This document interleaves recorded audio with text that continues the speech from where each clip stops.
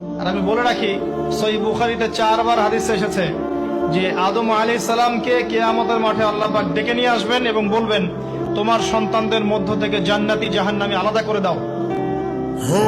আদম আলাইহিস সালাম বলবেন, কতজন হে আল্লাহ?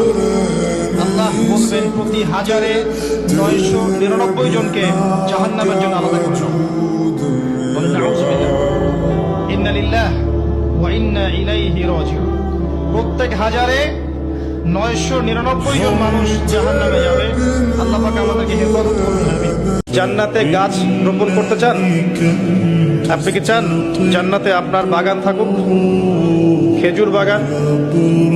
জান্নাতে গিয়ে দেখবেন আপনার নামে জমি আগে থেকেই কেনা আছে এবং সেখানে খেজুরের গাছ আগে থেকেই রোপণ করা আছে।